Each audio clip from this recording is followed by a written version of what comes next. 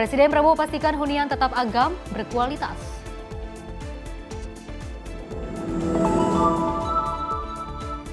KKP dukung percepatan pembangunan Papua melalui pendidikan SUPM.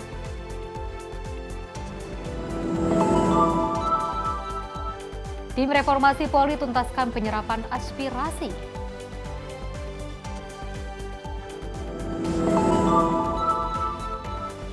Polisi kerebek aborsi ilegal di apartemen Basura.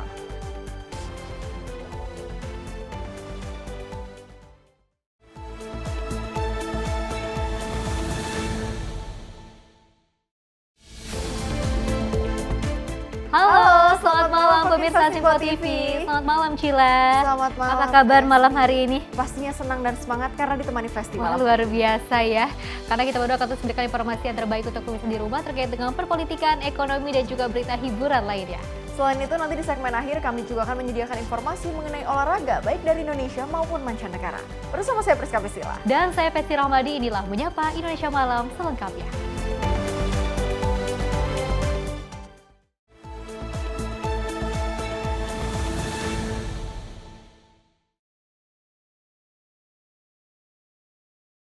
Pemirsa, kita awali dengan berita utama di mana Menteri Investasi Kepala BKPM Rosan Roslani melaporkan perkembangan pembangunan Kampung Haji Indonesia di Mekah kepada Presiden Prabowo Subianto. Proyek ini merupakan inisiatif langsung Presiden untuk menyediakan fasilitas pemondokan bagi jemaah haji dan umroh Indonesia. Menteri Investasi atau Kepala BKPM dan juga Kepala Badan Pengelola Investasi Danantara, Rosan Roslani menyampaikan laporan perkembangan pembangunan Kampung Haji Indonesia di Mekah kepada Presiden Prabowo Subianto di Istana Merdeka, Jakarta pada Rabu 17 Desember 2025. Pembangunan ini merupakan inisiatif langsung Presiden Prabowo untuk menyediakan fasilitas khusus bagi jamaah haji dan umroh Indonesia. Sebagai langkah awal, pemerintah telah menandatangani perjanjian jual beli bersyarat dan membeli lahan seluas 5 hektar di depan hotel strategis yang nantinya akan dikembangkan menjadi 13 tower dan 1 mall. Lokasinya hanya sekitar 2,5 km dari Masjidil Haram dengan akses yang semakin mudah. Melalui pembangunan jembatan penghubung, hotel yang telah dibeli memiliki kapasitas 1.461 kamar untuk menampung sekitar 4.383 jamaah. Kita sudah memulai langkah awal ya. Dengan kita alhamdulillah sudah melakukan conditional sales and purchase agreement, pembelian bersyarat karena kan baru boleh Januari. Nanti kita sudah membeli satu hotel di sana. Di daerah Taher itu hotel dengan kapasitas kamar 1.461 kamar. 1.461 kamar dan di 3 tower, dan kita juga membeli tanah di depannya seluas total 5 hektar untuk membangun kurang lebih 13 tower dan 1 mall untuk para jemaah haji dan umroh kita. Jaraknya hanya 2,5 km dari Masjidil Haram. Dan saat sekarang sedang dibangun jembatan yang nanti akan menghubungkan dengan Masjidil Haram, dan jembatan itu 2026 akan selesai. Dan nama jembatan itu adalah jembatan, biar saya nggak salah ya, jembatan Huyun.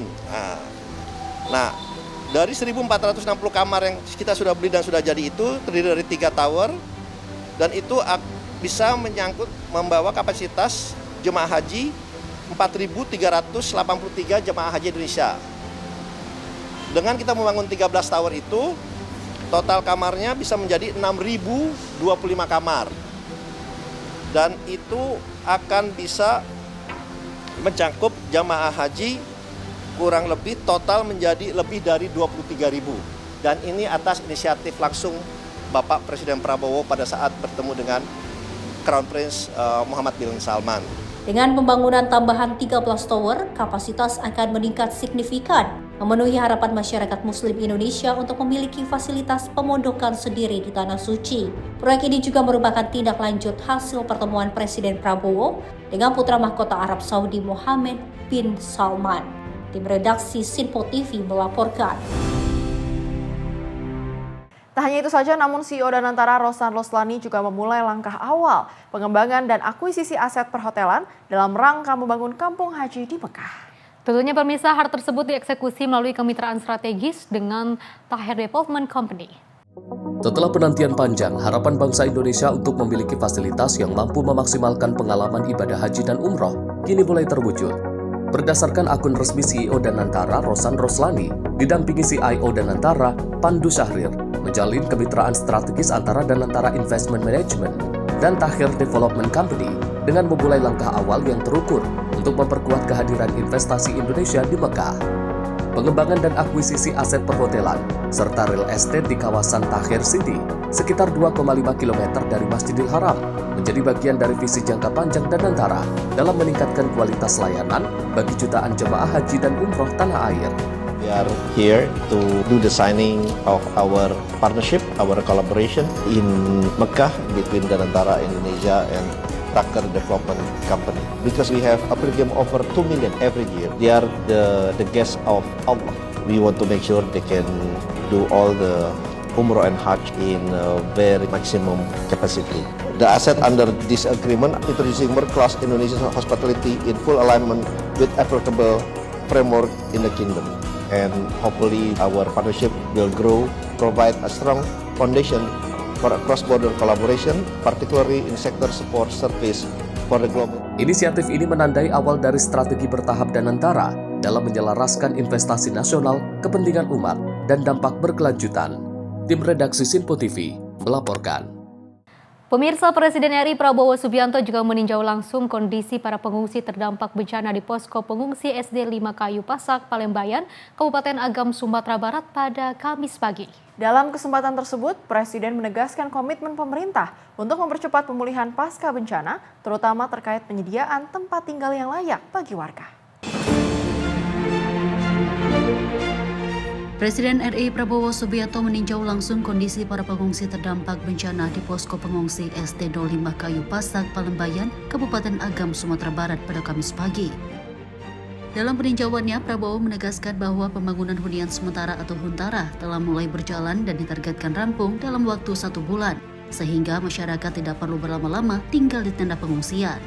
Rumah-rumah hunian sementara sudah mulai dibangun, bisa selesai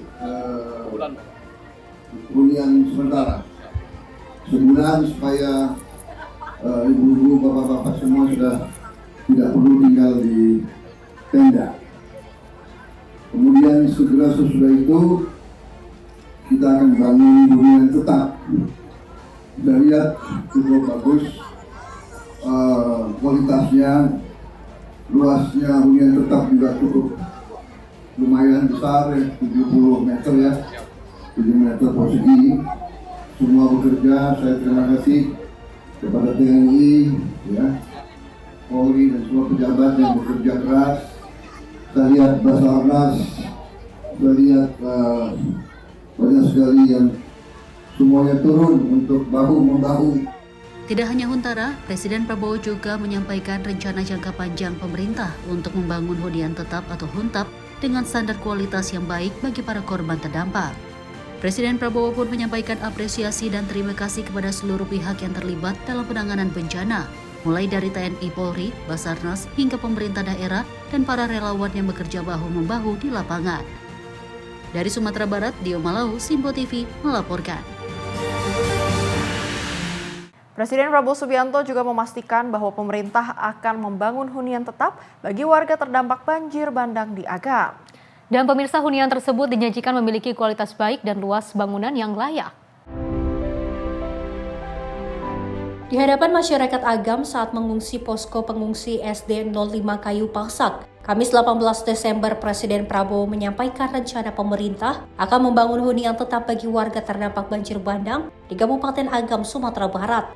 Kepala negara menegaskan hunian tetap akan dibangun dengan kualitas baik dan luas bangunan yang layak.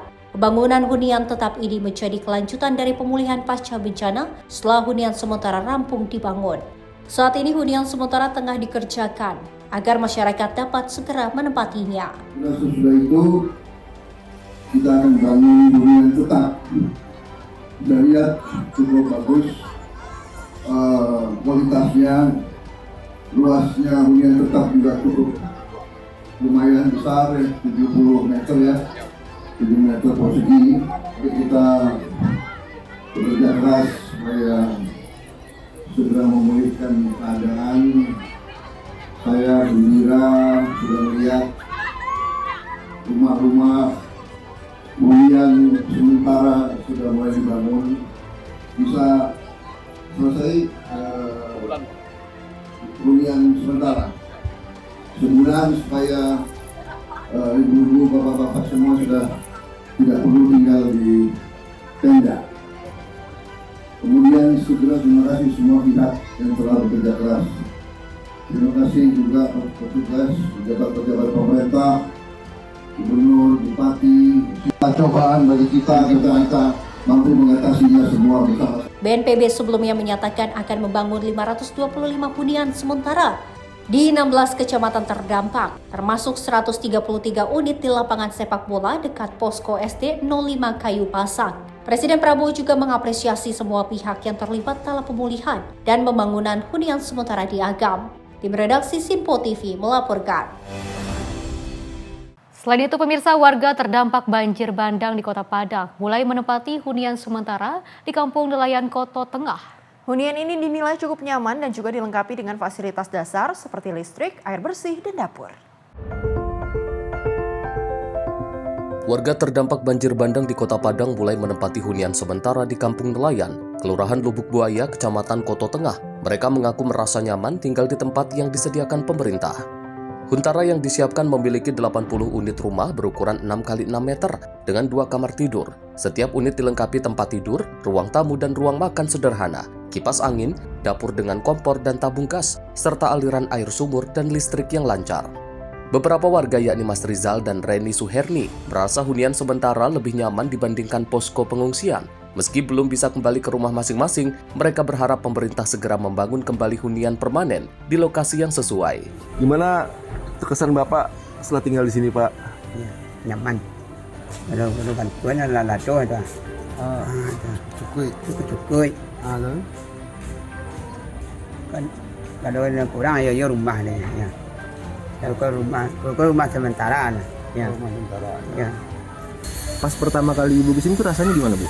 Dan rumah di sini waktu Ibu pindah. Lumayan. Air gimana, Bu? Air aman. Dia bersih daripada di tempat kami tinggal, nggak ada air bersih. Oh. Sudah disediakan semua. Sudah disediakan semua. Tim redaksi Simpo TV melaporkan. Pemirsa, berbagai komoditas warga Aceh seperti cabai dan komoditas lainnya dibawa oleh anggota TNI menggunakan Hercules dan helikopter ke Bandara Rembele. Dan hasil tani warga ini nantinya didistribusikan ke Jakarta dan hasil penjualan akan diberikan lagi ke petani. Pemerintah memastikan distribusi hasil pertanian warga terdampak bencana di Kabupaten Bener Meriah, Aceh tetap berjalan melalui jalur udara.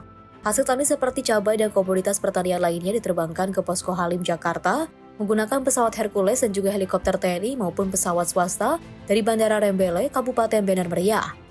Pengangkutan hasil panen melalui jalur udara dilakukan karena distribusi melalui jalur darat belum memungkinkan akibat dampak bencana.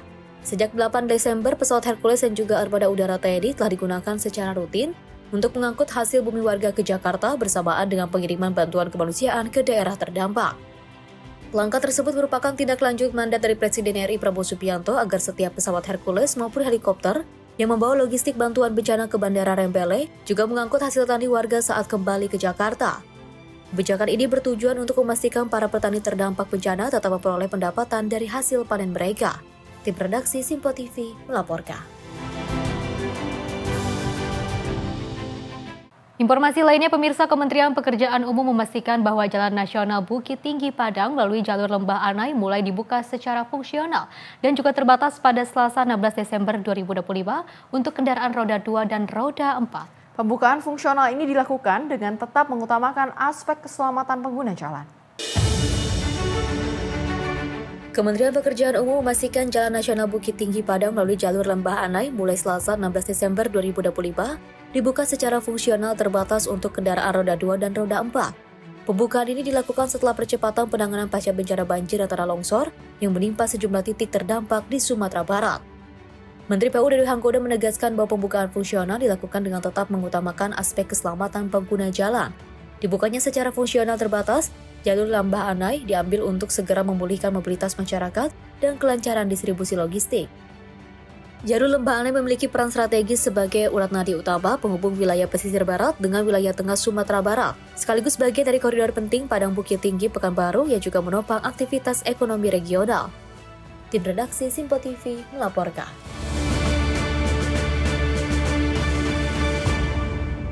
Jalan Simpang KKA di perbatasan Aceh Utara benar meriah yang sempat lumpuh akibat banjir dan longsor kini kembali tersambung.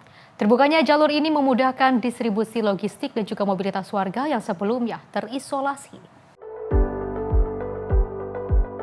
Masyarakat perbatasan Kabupaten Aceh Utara dan Benar Meriah mendapat kabar gembira. Jalan Simpang KKA yang sebelumnya lumpuh akibat banjir bandang dan tanah longsor kini kembali tersambung sejak Rabu 17 Desember 2025, membuka kembali akses vital antar kabupaten. Terbukanya jalur ini memudahkan distribusi logistik dan pemenuhan kebutuhan pokok bagi warga yang sempat terisolasi. Warga yang menyambut baik kemudahan transportasi ini, terutama untuk memperoleh pangan harian dan menyampaikan apresiasi atas penanganan cepat pihak terkait. Mengucapkan ribuan terima kasih kepada Bapak Presiden Prabowo dan Bapak Pangdam, di mana pada hari ini, yaitu seperti kita ketahui, antara akses dari Benar Meriah menuju Aceh Utara sudah bisa dilalui oleh masyarakat, sehingga dapatlah seluruh masyarakat Kabupaten Benar Meriah dan Aceh Tengah melintasi mendapatkan logistik sembako dengan mudah. Pemulihan jalan dilakukan melalui sinergi TNI, khususnya Batalion Zeni Tempur 16, Dika Anuraga, dan Sidam Iskandar Muda bersama Kementerian Pekerjaan Umum. Meski akses telah dibuka, pengguna jalan tetap dihimbau berhati-hati karena kondisi tanah dan cuaca pasca bencana masih dipantau. Tim redaksi Simpo TV melaporkan. Pemirsa, pemerintah juga mempercepat pemulihan infrastruktur pasca bencana di Aceh Sumut dan juga Sumbar dengan membangun jembatan darurat. Beberapa jembatan strategis termasuk Tepin Mane dan Dusut 3 Pondok Gudang sudah dapat dilalui kembali.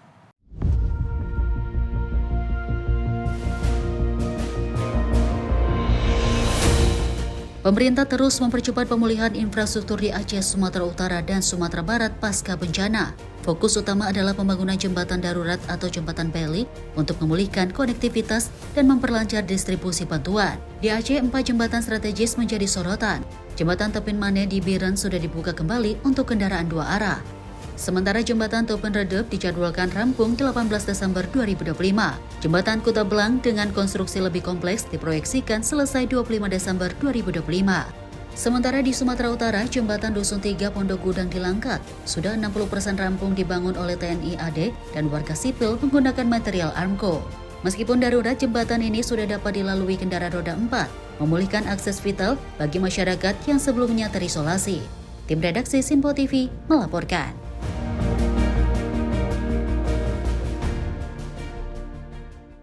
"23 hari terputus dan tidak dapat dilalui.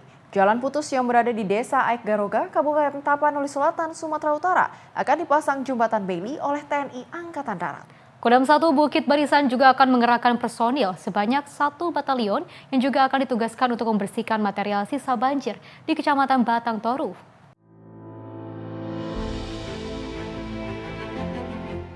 Didampingi Bupati Tapanuli Selatan Gus Irawan Pasaribu dan Bupati Tapanuli Tengah Masinton Pasaribu, Pangdam 1 Bukit Barisan Maijen TNI Hendi Andariksa tiba di Desa Aik Garoga, Kecamatan Batang Toru, Kabupaten Tapanuli Selatan, Sumatera Utara pada Rabu siang. Usai melakukan peninjauan di Jembatan Baile yang telah rampung di Desa Anggoli, Maijen TNI Hendi Andariksa langsung meninjau jalan putus akibat tersapu banjir di Desa Aik Garoga.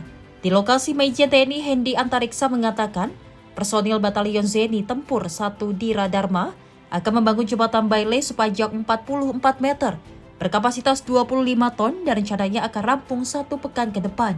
Selain itu, Kodam 1 Bukit Barisan juga akan mengerahkan personil tambahan sebanyak 1 batalion yang akan ditugaskan untuk membersihkan material sisa banjir agar masyarakat bisa beraktivitas seperti semula. Saya meyakinkan bahwa apa yang dikerjakan oleh TNI bisa segera membantu kesulitan masyarakat di sekitar kita, ya. Karena ini sudah terjadi dan masyarakat tentunya juga dalam kondisi yang berduka dan kesulitan. Kita di sini membantu membangun jembatan Beli, kemudian kita juga membantu masyarakat dalam mendirikan MCK, juga sumber-sumber air bor, ya, supaya dalam proses pasca bencana ini untuk pemulihannya ini bisa segera teratasi. Bencana sudah terjadi, ya, mungkin kita mendiskusikannya, ya, bagaimana kita membantu dulu masyarakat ini keluar dari kesulitan ini. Permasalahan relokasi, kemudian air bersih, bagaimana makan di pengungsian, bagaimana jalur logistik ini bisa kembali berjalan dengan normal seperti dahulu kala, ya. Pokoknya kita akan bekerja sesegera mungkin, secepat mungkin yang bisa kita lakukan, gitu ya. Tadi saya sudah bicara dengan tim kita. Ya mudah-mudahan ya, kalau sesuai dengan rencana kita paling cepat ini bisa 1 minggu setelah hari inilah bisa digunakan jembatan yang ini nih, yang Sungai Baru dikasih Garoga, dikasih nama apa? Garoga 3 ya. Jenderal, apakah akan menurunkan personil untuk membersihkan sisa material banjir? Mengingatkan ini sisa material banjir masih banyak, Jenderal, di beberapa desa. Ya. Kalau menambah personil tentunya ada nanti akan ada perkuatan tambah 1 batalion lagi di sini. Kalau nanti memang diperkirakan kurang, ya ditambah lagi. Kita tidak ada masalah dengan jumlah personil. Tentunya ini harus kita lewatkan dulu jalur logistik ini, bahan bakar, kebutuhan pokok-pokok lainnya, supaya bisa segera digunakan oleh masyarakat. Sebelumnya, jalan penghubung antara Kabupaten Tapanuli Selatan dan Tapanuli Tengah di Desa Aik Garoga putus akibat tersapu banjir yang mengakibatkan kendaraan tidak bisa melintas dan pasokan BBM ke beberapa wilayah di Tapanuli Selatan terganggu. Tim redaksi Simpo TV melaporkan. Di sisi lain, pemirsa, puluhan truk bantuan logistik Kementerian Sosial ini siap bergerak dari Banda Aceh untuk menjangkau wilayah terdampak banjir bandang. Bantuan total ada 24 truk tambahan dengan nilai 9 miliar rupiah yang disalurkan ke berbagai kabupaten di Aceh. Menteri Sosial RI Saifullah Yusuf secara simbolis menyerahkan bantuan senilai 9 miliar rupiah kepada Gubernur Aceh Muzakir Manaf. Puluhan truk bantuan logistik Kementerian Sosial siap bergerak dari Banda Aceh untuk menjangkau wilayah terdampak banjir bandang. Seluruh truk ini membawa bantuan sosial untuk penanganan bencana di Aceh. Total ada 24 truk tambahan dengan nilai 9 miliar yang disalurkan ke berbagai kabupaten di Aceh yang terkena banjir bandang beberapa waktu lalu. Logistik yang dikirim meliputi barang kebutuhan dasar pengungsi, mulai dari tenda pengungsian, makanan siap saji, selimut, kasur, hingga toilet portable. Mudah-mudahan nanti ke depan kita sudah mulai bisa berdiskusi, melakukan asesmen bersama dalam rangka pemulihan keluarga yang terdampak. Kementerian Sosial terus mengikuti arahan Presiden dalam rangka memberikan dukungan penanganan banjir dan longsor itu. Dukungan juga diperkuat dengan 21 dapur umum, 14 diantaranya masih aktif melayani hingga 85.000 porsi makanan per hari. Tim redaksi Simpo TV melaporkan. Pemirsa, Kementerian Koordinator Bidang Pembangunan dan juga Manusia dan Kebudayaan bersama dengan kementerian dan lembaga terkait menggelar workshop regulasi kebencanaan. Kegiatan ini bertujuan untuk menyatukan langkah penanganan dan pemulihan pasca bencana agar lebih cepat, responsif, dan berkelanjutan. Kementerian Koordinator Bidang Pembangunan Manusia dan Kebudayaan bersama kementerian dan lembaga terkait, pemerintah daerah serta perwakilan universitas menyelenggarakan workshop regulasi kebencanaan. Workshop ini digelar untuk menyatukan persepsi dan langkah strategis dalam penanganan pasca bencana. tidak hanya berfokus pada pembangunan kembali rumah dan infrastruktur, namun juga memastikan akses tetap terbuka, distribusi logistik berjalan lancar, serta masyarakat di wilayah terdampak dapat bangkit dan lebih kuat. Menteri Koordinator Bidang Pembangunan Manusia dan Kebudayaan Pratikno menjelaskan, prinsip Build Back Better menjadi pijakan utama dalam proses rehabilitasi dan rekonstruksi, sehingga pemulihan dilakukan secara terencana, terpadu, dan berkelanjutan, sesuai dengan arahan Presiden. Pemerintah pusat siap memperkuat regulasi dan mekanisme kebencanaan, agar proses pemulihan dapat berjalan lebih cepat, responsif, dan akuntabel. Bukan sekedar memulihkan kondisi, namun membangun kehidupan masyarakat yang lebih baik ke depannya. Lahan untuk rekon, membangun rumah secepat-cepatnya, mengembalikan jalan, bahkan membangun jalan alternatif agar tidak lagi terjadi isolasi total yang berkepanjangan. Kita harus memperpanjang landasan di beberapa bandara, memperbanyak lapangan-lapangan olahraga sebagai drop-off bantuan logistik yang sekaligus sebagai tempat landing helikopter. Build back better, kita harus membangun jauh lebih baik daripada sebelumnya. Ini upaya yang tidak mudah, harus dilakukan secara cepat. Regulasi menjadi kunci. Ini adalah bencana yang ditangani secara penuh oleh pemerintah Indonesia. Kita tetap harus akuntabel, tetapi kita harus membangun birokrasi yang lebih ringkas, lebih pendek dalam menghadapi bencana ini. Channel normal tidak bisa lagi digunakan, ini adalah channel kebencanaan.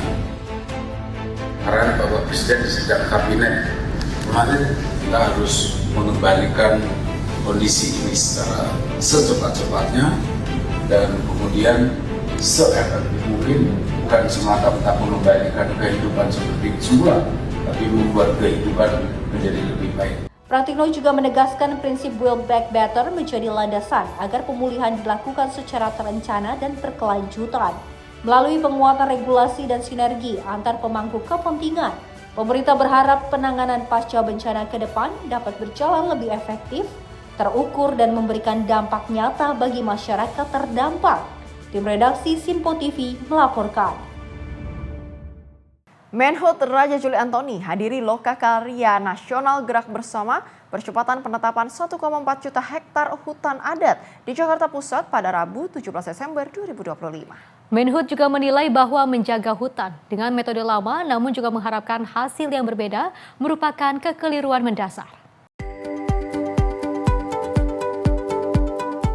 Menteri Kehutanan Raja Juli Antoni menegaskan pentingnya perubahan cara berpikir dan pendekatan struktural dalam menjaga hutan Indonesia. Ia menyoroti ketimpangan pengelolaan kawasan hutan, termasuk luasnya kawasan yang tidak sebanding dengan kapasitas pengamanan dan jumlah polisi hutan. Menhut juga menyinggung pengalamannya turun langsung melihat kondisi penebangan di Bentang Seblat, Bengkulu. Menhut Raja Antoni kembali menegaskan pentingnya perubahan dalam sektor kehutanan. Hal ini juga diketahui telah didukung langsung oleh Presiden Prabowo Subianto yang meminta Raja Juli untuk melakukan evaluasi tata kelola kehutanan. You are the best guardian of our forest. Penjaga hutan terbaik sudah terbukti puluhan tahun, tadi Bapak mengatakan bahkan 1000 tahun. Dalam acara ini diketahui Menhut Raja Antoni menyerahkan SK Menteri Kehutanan penetapan status hutan adat kepada MH Dayak Punah Uneng Kereho. Menhut menyebut percepatan penetapan hutan adat akan terus dilakukan. Komitmen ini juga telah disampaikan dalam COP 30. Dalam Lokakarya ini, pemerintah juga melakukan konsultasi publik terhadap rancangan peta jalan percepatan penetapan status hutan adat untuk memastikan langkah ke depan yang seirama, yang inklusif, kolaboratif dengan ritme gerak dan arah yang sama untuk hutan adat yang tangguh dan berkelanjutan. Tim redaksi Simpo TV melaporkan. Pemirsa, Presiden targetkan 2.500 dapur MPG di Papua. Informasinya usai jeda berikut ini.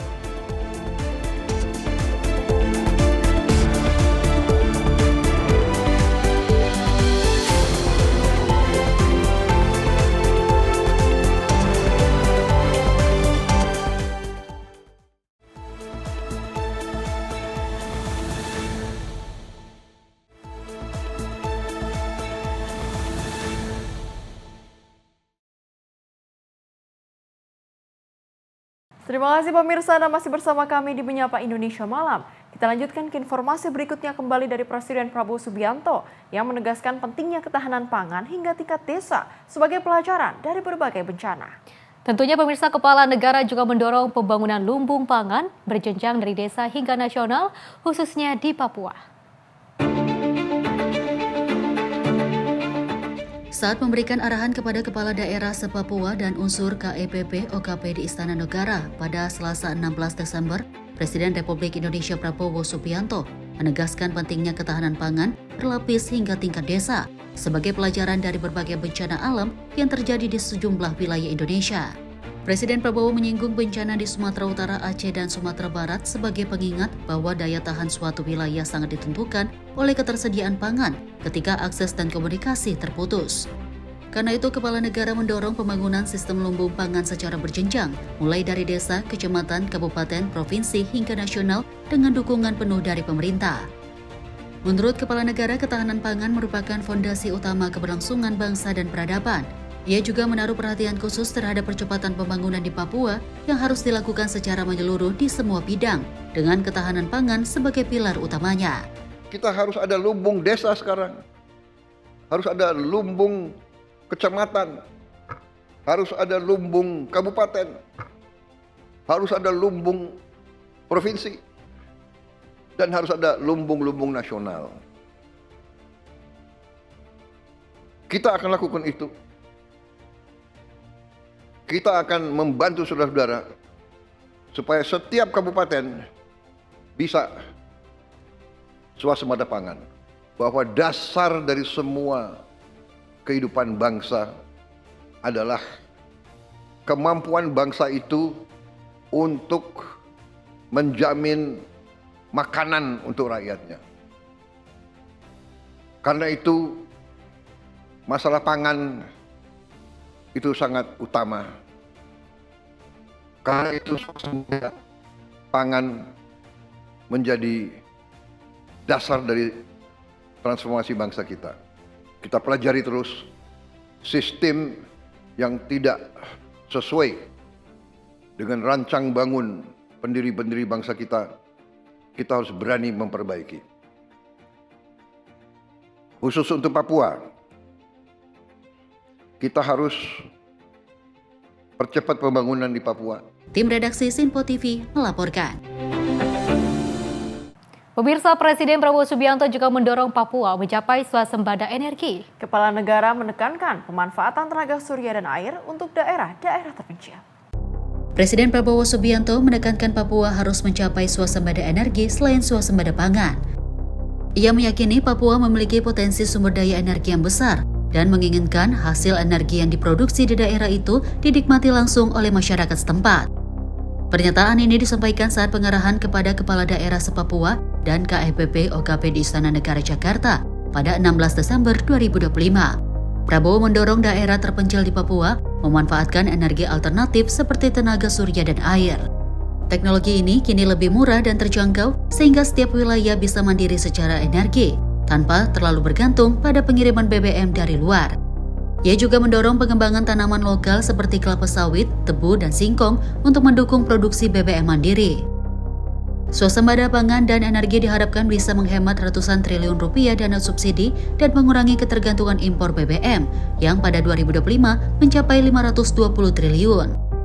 Presiden Prabowo menargetkan dalam 4 hingga 5 tahun ke depan Indonesia bisa berhenti mengimpor bensin, sehingga setiap kabupaten berpotensi memiliki tambahan anggaran hingga 1 triliun rupiah untuk pembangunan daerah. Saya kira Papua punya sumber energi yang sangat baik dan Menteri ESDM juga sudah merancang bahwa daerah-daerah Papua harus menikmati hasil daripada energi yang diproduksi di Papua. Ini semua adalah supaya ada kemandirian tiap daerah. Sehingga kita rencanakan dalam 5 tahun semua daerah bisa berdiri di atas kakinya sendiri. Bayangkan kalau kita bisa potong setengah berarti ada 250 triliun. Apalagi kita bisa potong 500 triliun. 500 triliun itu berarti tiap kabupaten bisa punya, kemungkinan bisa punya 1 triliun.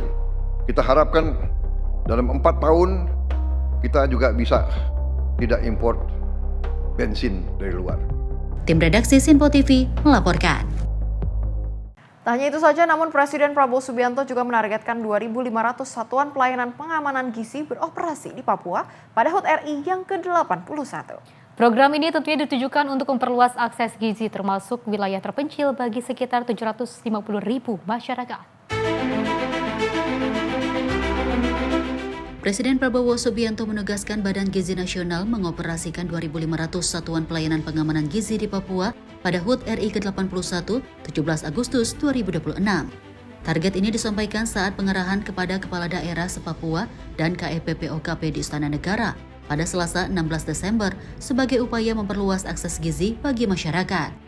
Kepala BGN Dadan Hindayana menjelaskan dari 2.500 SPPG tersebut, sekitar 1.400 akan berada di wilayah terpencil Papua.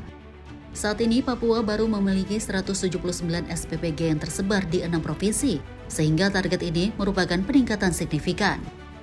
Presiden Prabowo menyadari tantangan geografis, namun berharap seluruh SPPG dapat berfungsi penuh paling lambat 5 bulan setelah Maret 2026. Yang jelas kita berharap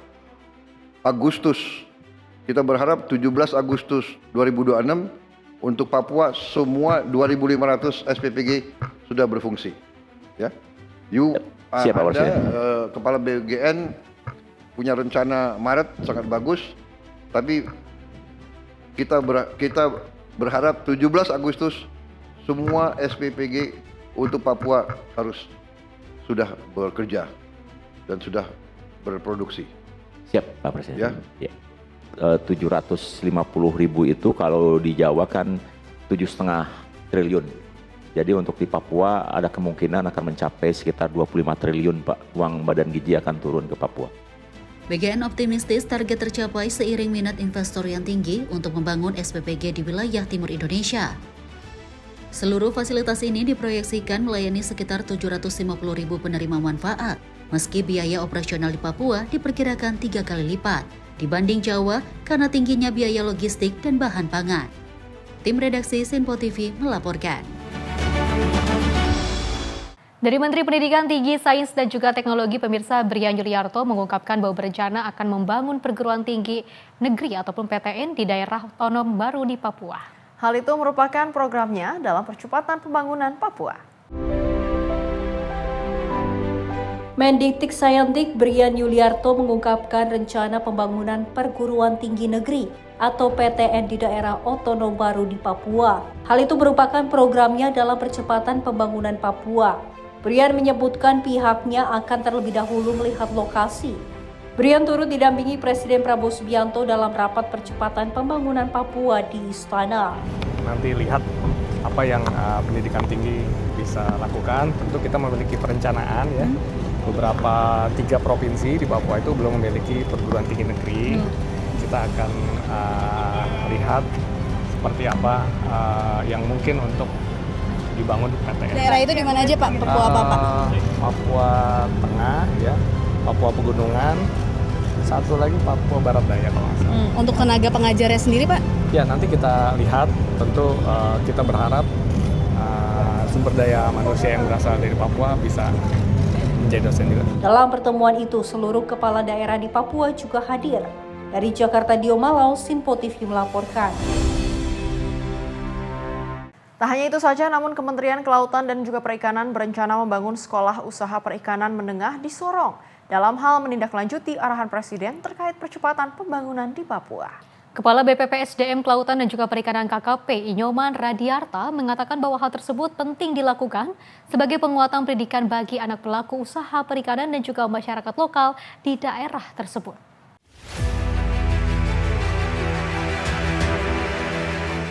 Kepala BPPSDM Kelautan dan Perikanan Inyoman Radiarta menjelaskan sekolah usaha perikanan menengah menjadi kebutuhan yang sangat penting untuk memperkuat kualitas SDM lokal di Papua agar percepatan pembangunan dapat terrealisasi melalui peran pendidikan.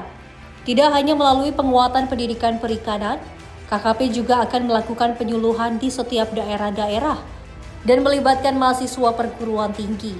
Hal itu dilakukan untuk memonitoring perkembangan percepatan pembangunan secara menyeluruh, khususnya di tingkat desa dan kabupaten di Papua. Saya kira sangat jelas ya, karena kami di Papua, kami punya satuan pendidikan. Ini yang paling jelas ya. Satu, kita punya politeknik. Politeknik di lokasinya di Sorong. Kemudian tahun depan kita akan buka SUPM di Sorong. Ya, artinya apa? Artinya kan kita BPSDMKP ini melihat bagaimana peran penting penguatan pendidikan bagi anak pelaku, bagi masyarakat di sana. Dan tentunya juga tidak terlepas dari peran penyuluh yang ada di sana. Kita juga memiliki pasukan penyuluh di sana. Jadi program-program prioritas dalam rangka percepatan pembangunan Papua yang tidak bisa kita monitor 100% dari pusat gitu ya. Tentunya peran-peran penyuluh ini juga bermain di sana. Dan peran pendidikan juga kalau kita balik lagi ya, peran pendidikan politeknik. Mereka punya tridharma perguruan tinggi. Ada pendidikan, kemudian ada penelitian, ada pengabdian pada masyarakat. Nah ini juga yang kita libatkan pada masyarakat untuk mengawal program-program percepatan pembangunan di Papua tersebut. Dari Jakarta, Sri Dewi Andayani, Roda Bayu, Sinpo TV melaporkan. Selanjutnya dari Menteri Pertanian Andi Amran Sulaiman yang menegaskan pemerintah menargetkan Papua swasembada pangan paling lambat dalam waktu 3 tahun. Pemerintah juga akan menutup kekurangan beras dan mengoptimalkan pangan lokal, termasuk revitalisasi industri sagu di Sorong. Menteri Pertanian Andi Amran Sulaiman menegaskan komitmen pemerintah untuk menjadikan Papua swasembada pangan paling lambat dalam 3 tahun. Ia menyampaikan bahwa pemerintah telah menyiapkan langkah konkret untuk mengejar ketertinggalan produk beras. Mengingat kebutuhan beras Papua mencapai 660.000 ton per tahun, sedangkan produksi lokal baru sekitar 120.000 ton. Untuk menutup kekurangan tersebut, pemerintah akan melakukan pencetakan sawah baru secara masif. Selain itu, potensi pangan lokal Papua juga akan dioptimalkan melalui revitalisasi industri sagu, termasuk pengaktifan kembali pabrik sagu di Sorong. Masalah Papua itu kita akan swasembadakan Papua paling lambat 3 tahun, kalau bisa 2 tahun selesai. Karena Papua butuh 660.000 ton beras, tetapi hanya memproduksi 120.000 ton, sehingga masih kekurangan 500.000 ton. Nah 500.000 ton membutuhkan sawah 100.000 ton. Kita sudah bagi Papua Selatan, Papua dan Papua Barat. Bahkan 6 provinsi juga memohon untuk cetak sawah. Insya Allah paling 3 tahun, bisa jadi 2 tahun selesai 100.000. Sehingga Papua adalah swasembada pangan. Mimpi kita adalah seluruh pulau-pulau, Kalimantan sudah, Sulawesi sudah, Sumatera sudah swasembada, Jawa surplus. Mimpi kita seluruh Indonesia swasembada pangan, sehingga dia ngangkut itu tidak ada, dia angkut antara pulau. Dan ini adalah solusi permanen masalah inflasi. Kemudian tadi ada perbaikan pabrik sagu, kita akan selesaikan di Sorong, kita akan aktifkan kembali. Sudah dibangun tetapi harus diaktifkan kembali. Menteri Pertanian menekankan visi besar pemerintah membangun kemandirian pangan di seluruh wilayah Indonesia. Swasembada pangan di setiap pulau tanpa ketergantungan distribusi antar wilayah diharapkan dapat menjaga stabilitas pasokan, mengendalikan inflasi dan mempercepat pembangunan Papua. Tim redaksi Sinpo TV melaporkan. Pemirsa, Menteri Energi dan juga Sumber Daya Mineral mengungkapkan bahwa Refinery Development Master Plan Balikpapan sudah siap untuk beroperasi jika telah diresmikan oleh Presiden Prabowo Subianto. Dengan beroperasinya RDMP, Indonesia diproyeksikan surplus solar pada tahun 2026. Menteri Energi dan Sumber Daya Mineral Bahlil Lahadalia mengatakan bahwa Refinery Development Master Plan atau RDMP Balikpapan sudah siap untuk beroperasi secara komersil. Namun masih menunggu jadwal Presiden Prabowo untuk meresmikan mega proyek RDMP di Balikpapan. Sebelumnya peresmian RDMP Balikpapan ini direncanakan pada 17 Desember 2025. RDMP Balikpapan merupakan salah satu proyek strategis nasional dengan nilai investasi mencapai 7,4 miliar US dollar atau sekitar 126 triliun rupiah. Selain peningkatan fasilitas pengelolaan, proyek ini juga mencakup pembangunan oil storage berkapasitas 2 juta barel. Ditujukan untuk memenuhi hingga 25% kebutuhan BBM nasional. Dengan beroperasinya RDMP Balikpapan, Indonesia diproyeksikan surplus solar pada tahun 2026. RDMP di Balikpapan pada prinsipnya semuanya udah siap. Namun kan kita harus menyesuaikan dengan jadwal Bapak Presiden. Kita ingin Bapak Presiden yang akan meresmikan ya. Jadi kita tunggu itu aja. Persoalannya cuma persoalan teknis, bukan persoalan lain-lain ya. Kita tunggu aja. Dan insya Allah bulan-bulan ini kita usahakan bisa selesai. Dari Jakarta, Dio Malau, Sinpo TV melaporkan. Kita beralih ke Gubernur Jawa Barat Deddy Mulyadi yang meminta Wali Kota Bandung untuk membongkar teras Cihampelas karena mengganggu estetika dan ekonomi lokal. Selain itu, keberadaan bangunan yang menutup atap jalan tersebut dinilai tidak perlu mengingat kawasan Cihampelas sudah maju perekonomiannya, sudah hidup, mulai dari UMKM hingga mal modern. Gubernur Jawa Barat Deddy Mulyadi meminta Wali Kota Bandung Muhammad Farhan untuk segera membongkar teras Cihampelas yang dibangun pada zaman Wali Kota Ridwan Kamil. Deddy Mulyadi mengatakan dorongan untuk pembongkaran ini sudah disampaikan sejak lama sebelum akhirnya Wali Kota Bandung Farhan memastikan akan membongkar bangunan tersebut meski akan melakukan studi terlebih dahulu. Teras Cihampelas menyebabkan perekonomian pedagang sebelumnya tidak terlihat dan juga terhalang oleh besi yang menjadi penopang bangunan di sepanjang jalan. Kan Cihampelas itu sudah ekonominya sudah mapan. Ada hotel, ada SeaWorld, apa sih ya? Ciwok ya, ada Ciwok. Kemudian ada outlet rapi. Dan restoran ekonominya udah dari dulu tumbuh. Justru dengan adanya teras Cihampelas ini, mereka itu menjadi tidak kelihatan, hotel tidak kelihatan, SeaWorld tidak kelihatan, toko-toko tidak kelihatan. Walaupun dicat kanan kiri berwarna, tetap aja besi-besi itu menjadi penghalang pandangan dan membuat estetika menjadi rusak. Nah, kita ada Pemprov, hari ini lihat dong Pemprov Jabar. Jalan yang dari Alang Lembang jalan provinsi bentar lagi nyampe tuh ke Rumah Sakit Hasan Sadikin. Nah, nanti kan disambungkan ke arah sana, ke arah Cihampelas itu. Jadi kalau saya sih ke Pak Wali, sudah bom. Ya ada pilihan. Karena gini, kalaupun misalnya nanti dibikin lagi, dicat lagi, di atas lagi dibikin jualan lagi, nggak akan lama bertahan. Keberadaan bangunan yang menutup atap jalan tersebut dinilai tidak perlu mengingat kawasan Cihampelas sudah maju perekonomiannya dan juga sudah hidup, mulai dari UMKM hingga mal modern. Karena itu, Gubernur mendukung upaya pengembalian kawasan tersebut seperti semula agar perekonomian di sana kembali hidup. Menurutnya, jika solusinya hanya dengan mengecat teras dan juga mengembalikan pedagang, hal tersebut tidak akan bertahan lama. Terlebih secara estetika, dia menilai teras Cihampelas kurang baik. Tim redaksi Sinpo TV melaporkan. Kemendak lepas ekspor serentak dari 8 provinsi. Informasi lengkapnya sejenak. Tetaplah bersama kami di Menyapa Indonesia Malam.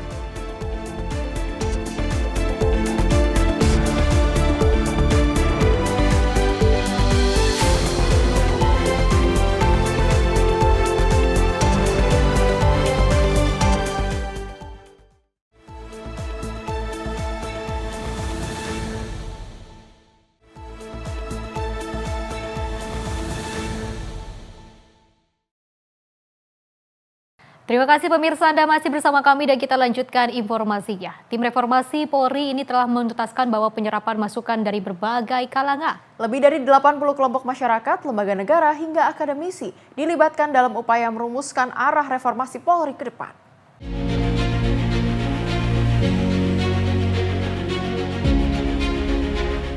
Tim Reformasi Polri lakukan audiensi terakhir hari ini untuk mengumpulkan aspirasi terkait percepatan reformasi Polri. Audiensi dihadiri tokoh seperti Mahfud MD, Yusril Iza Mahendra, hingga Rocky Gerung. Adapun masukan yang dibahas datang dari Komnas HAM, Komnas Perempuan, dosen Fakultas Hukum, kelompok budaya, hingga perwakilan aliran kepercayaan. Tim reformasi juga turun langsung ke sejumlah daerah seperti Bali, Aceh, Balikpapan untuk memastikan reformasi Polri tidak hanya bersumber dari perspektif pusat. Kelompok aliran kepercayaan, satu lagi kelompok lokantara yang konsen di bidang kebudayaan. Kalau aliran kepercayaan mempersoalkan perlindungan terhadap kelompok minoritas aliran kepercayaan. Nah, ini hal yang baru juga yang tadi kami dengar, ya kita jadikan masukan. Nah, yang terakhir itu Rocky Gerung dan kawan-kawan. Walaupun tidak lama dia, tapi memberi masukan yang saya anggap cukup serius. Seperti biasa dia cara berpikirnya itu out of the box, tidak sama dengan mainstream.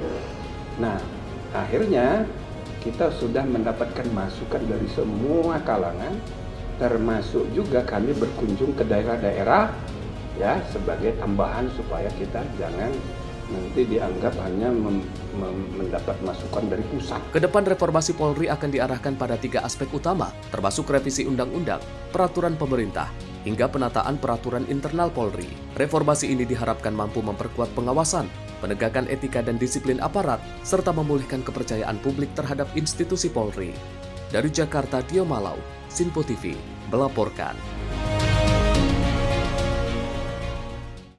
Sementara itu, Kementerian Perdagangan melepas ekspor secara serentak dari 8 provinsi di Indonesia. Pelepasan ekspor ini dipimpin langsung oleh Menteri Perdagangan Budi Santoso bersama dengan Wakil Menteri Perdagangan.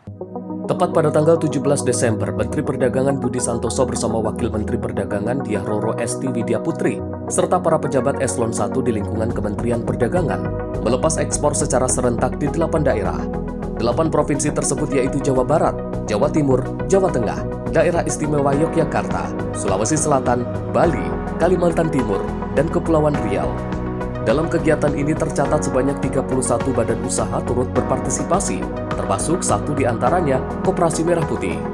Total nilai ekspor yang dilepas mencapai $58.772.861 Amerika Serikat atau setara dengan 978 miliar rupiah. Menteri Perdagangan Budi Santoso menyampaikan kegiatan pelepasan ekspor ini mencerminkan keberagaman struktur ekspor Indonesia dari perusahaan besar hingga usaha mikro, kecil, dan menengah dengan produk yang variatif. Produk yang diekspor meliputi kelompok manufaktur, komoditas primer, hingga produk kreatif, antara lain komponen elektrik kendaraan bermotor, panel surya, hasil laut, hasil perkebunan, makanan olahan, serta produk dekorasi rumah.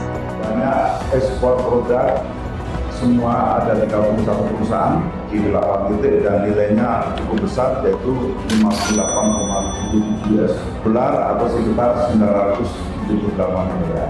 Ternyata program-program pemerintah dapat berjalan dengan baik. Tadi ada perusahaan yang baru pertama ekspor, ada juga Koperasi Merah Putih yang baru ekspor, kemudian ada juga pilihan lisan ya, alhamdulillah ternyata ada manfaatnya.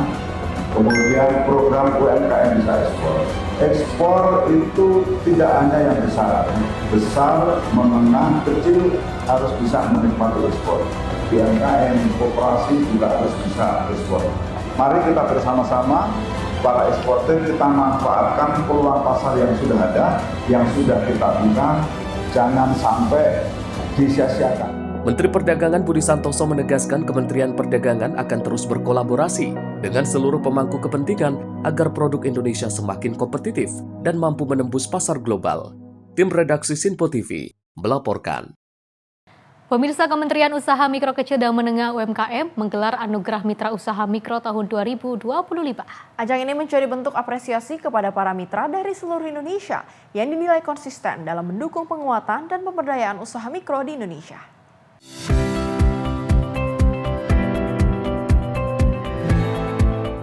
Kementerian UMKM menggelar Anugerah Mitra Usaha Mikro 2025 sebagai bentuk penghargaan kepada para mitra yang selama ini aktif mendukung penguatan usaha mikro di tanah air.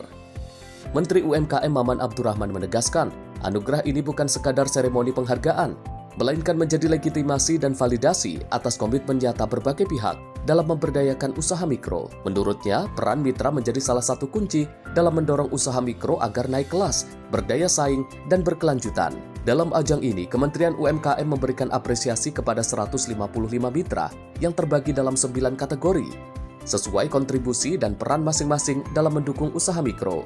Melalui anugerah ini, Kementerian UMKM berharap sinergi antara pemerintah, dunia usaha, dan berbagai mitra terus diperkuat guna mendorong pertumbuhan usaha mikro yang lebih inklusif dan berkelanjutan. Tim redaksi Sinpo TV melaporkan. Kita ke informasi lainnya, di mana jelang libur Natal dan Tahun Baru, Angkasa Pura Indonesia atau InJourney Airports terus melakukan peningkatan fasilitas. Bahkan, periode Nataru tahun 2025 diprediksi akan ada 10 juta pergerakan penumpang yang akan menggunakan transportasi udara. Bahkan hingga saat ini pemirsa sudah ada 558 permintaan extra flight untuk Nataru tahun ini. Destinasi favorit masih didominasi oleh Bali, Medan, Ujung Pandang, dan juga Yogyakarta.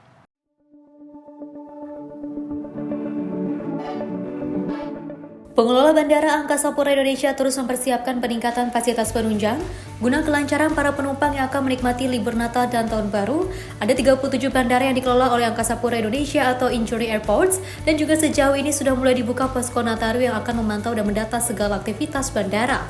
Incheon Airports memprediksi akan ada 10 juta pergerakan penumpang selama periode Nataru, yang mana puncak pergerakan penumpang akan terjadi pada N-6 dan juga N-5 jelang Natal. Bahkan permintaan extra flight dalam angkutan Nataru periode 15 Desember hingga 5 Januari sudah ada 558 permintaan extra flight dan juga masih didominasi penerbangan domestik. Namun kedatangan penumpang dari luar negeri atau wisatawan yang ingin berlibur tujuan Jakarta, Bali, Lombok, dan Labuan Bajo masih menjadi destinasi favorit. Menurut Muhammad R. Pahlevi, Dirut Angkasa Pura Indonesia mengatakan periode Natal dan juga Tahun Baru kali ini, Bali, Kuala Namu, Ujung Pandang, Yogyakarta masih menjadi destinasi favorit penumpang domestik, sementara penerbangan internasional kebanyakan tujuan Bali, Lombok, dan Labuan Bajo menjadi destinasi wisata favorit warga negara asing. Dari 558 permintaan extra flight, periode Natal dan juga Tahun Baru masih didominasi untuk rute penerbangan domestik. Titik-titik bandara yang kira-kira padat selain DPS dan CGK itu apalagi apa? Kuala Namu seperti Joglo Semar ya, Jogja, Semarang, Solo, JIA, dan timurnya Ujung Pandang ya. Kalau internasionalnya memang seperti tahun-tahun sebelumnya, Singapura menjadi favorit, Malaysia, Kuala Lumpur menjadi favorit. Tapi untuk di kita memang Kuala Namu, Bali itu menjadi satu destinasi yang favorit. Karena Bali, Lombok, Labuan Bajo itu menjadi favorit hari ini. Tidak hanya wisatawan lokal kita, tapi wisatawan luar negeri untuk berlibur merayakan Natal dan Tahun Baru di destinasi kita. Terusnya kita bangga. Dari 500 extra flight itu yang dominasi domestik atau? Hari ini masih domestik. Beberapa, bukan hanya di Soekarno-Hatta ya, tadi saya sampaikan beberapa airport kita.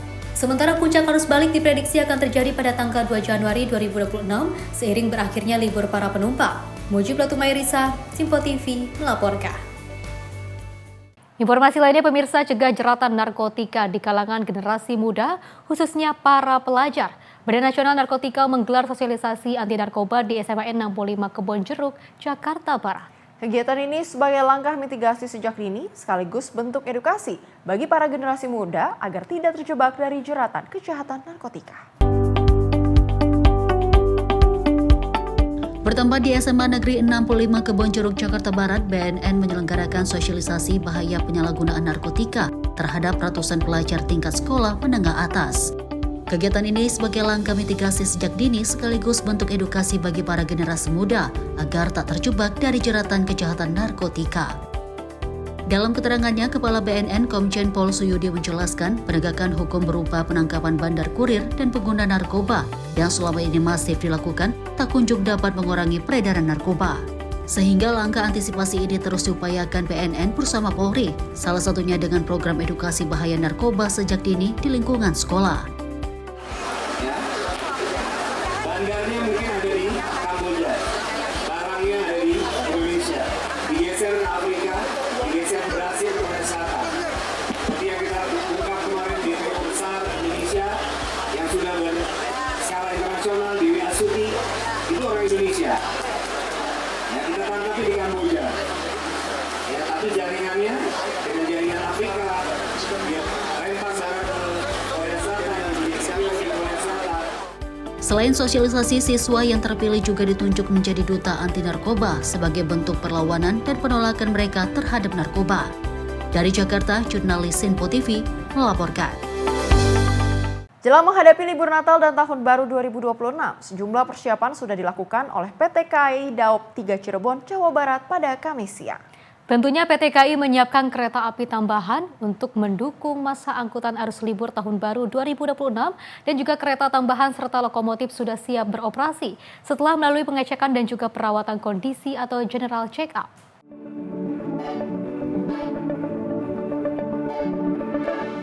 Menjelang musim angkutan Natal dan Tahun Baru, KAI Daop 3 Cirebon, Jawa Barat melakukan sejumlah persiapan khusus pada Kamis siang. 14 lokomotif disiapkan untuk melayani angkutan selama momen Nataru. Dari 14 lokomotif tersebut, 1 lokomotif posko standby di stasiun Hergelis, Indramayu. Penambahan lokomotif tersebut disiapkan untuk mengantisipasi lonjakan penumpang selama momen Nataru. Sementara itu, kesibukan masih terlihat di depo lokomotif PT KAI Daop 3 Cirebon, di mana petugas nampak sibuk mengecek kondisi lokomotif, serta kereta tambahan yang akan dioperasikan untuk mendukung dalam masa angkutan libur Natal dan Tahun Baru 2026 mendatang. Secara umum, kondisi kereta dan lokomotif kereta tambahan ini cukup baik dan siap dioperasikan. Selama masa libur Natal dan Tahun Baru 2026, pihak PT KAI Daop 3 Cirebon meningkatkan perawatan, termasuk dengan menyiapkan dan melakukan pengecekan terhadap kondisi lokomotif dan kereta tambahan.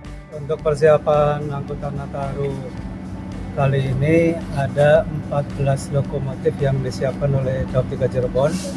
Jadi ada 1 lokomotif yang posko ditempatkan di stasiun Hergelis dan 13 lokomotif yang operasional berjalan. Lokomotif ini seperti biasanya ya, ada pemeriksaan atau perawatan rutin di depo lokomotif. Ada daily check gitu ya, perawatan harian. Terus ada monthly check gitu ya. Dan khusus untuk persiapan angkutan Nataru ini ada general check up. PT Kereta Api Daop 3 Cirebon memberikan perhatian khusus terhadap beberapa titik yang rawan banjir. Titik rawan banjir dan kontur tanah labil, petugas akan melakukan pembersihan saluran air. Dari Cirebon, Jawa Barat, jurnalis Simpo TV melaporkan. Pemirsa, Kementerian Perhubungan melalui dengan Direktorat Jenderal Perhubungan Laut terus meningkatkan pengawasan dengan memperketat pemeriksaan kelaik lautan kapal atau rem check. Pemeriksaan ini dilakukan untuk memastikan tidak ada kapal yang berlayar tanpa memenuhi standar keselamatan, baik dari sisi kondisi kapal, peralatan keselamatan, maupun kelengkapan dokumen. Tingginya aktivitas pelayaran di Sulawesi Utara, khususnya Manado dan wilayah kepulauannya, menjadi perhatian serius pemerintah dalam menjamin keselamatan transportasi laut. Kapal wisata, kapal penumpang antar pulau, kapal logistik hingga kapal nelayan yang menjadi motor penggerak ekonomi daerah. Kementerian Perhubungan melalui Direktorat Jenderal Perhubungan Laut terus meningkatkan pengawasan dengan memperketat pemeriksaan kelaik lautan kapal atau rem check. Pemeriksaan ini dilakukan untuk memastikan tidak ada kapal yang berlayar tanpa memenuhi standar keselamatan, baik dari sisi kondisi kapal, peralatan keselamatan, maupun kelengkapan dokumen. Menteri Perhubungan berharap sinergi antara pemerintah pusat, pemerintah daerah, komunitas nelayan, pelaku usaha serta masyarakat dapat terus diperkuat. Hal ini guna meningkatkan kesadaran dan kedisiplinan terhadap keselamatan pelayaran, terutama menjelang momen libur Natal 2025 dan Tahun Baru 2026. Memasuki periode angkutan Natal 2025 dan Tahun Baru 2026. Angkutan Laut memegang peran strategis dalam menjaga konektivitas Indonesia sebagai negara kepulauan. Saya meminta kepada seluruh operator dan nakoda kapal untuk disiplin memantau informasi cuaca dan peringatan dini dari BMKG, serta tidak memaksakan keberangkatan apabila kondisi dinilai tidak aman. Keselamatan pelayaran juga merupakan bagian dari agenda besar pemerintah dalam memberdayakan masyarakat yang tinggal di wilayah pesisir. Upaya ini hanya akan berhasil apabila ditopang dengan sinergi antara pemerintah pusat, pemerintah daerah, komunitas nelayan, pelaku usaha, dan masyarakat. Dengan pengawasan yang ketat dan kerjasama seluruh pihak, diharapkan aktivitas pelayaran di Sulawesi Utara dapat berlangsung aman, lancar, dan selamat bagi seluruh masyarakat. Tim redaksi Simpo TV melaporkan. Kabar baik juga datang dari PT ASDP Indonesia Ferry Cabang Bakaheni, menyiapkan 51 kapal besar untuk mengantisipasi lonjakan penumpang dan kendaraan pada libur Natal 2025 dan Tahun Baru 2026. Selama periode tersebut, pemerintah juga akan memberlakukan diskon tarif penyeberangan sebesar 15% bagi pengguna jasa. Menjelang libur Natal 2025 dan Tahun Baru 2026, PT ASDP Indonesia Ferry Cabang Bakauheni melakukan berbagai persiapan untuk menjamin kelancaran arus penyeberangan rute Bakauheni Merak. Sebanyak 51 kapal feri disiagakan, terdiri dari kapal reguler dan kapal berkapasitas besar. Puluhan kapal ini sebelumnya telah dilakukan rem cek untuk memastikan keamanan dan kelaikan kapal bongkar muat di 7 dermaga. Untuk memberikan kemudahan kepada masyarakat, pemerintah melalui ASDP pun memberikan diskon tarif sebesar 15% bagi pengguna jasa penyeberangan sejak 22 Desember 2025 sampai 4 Januari 2026.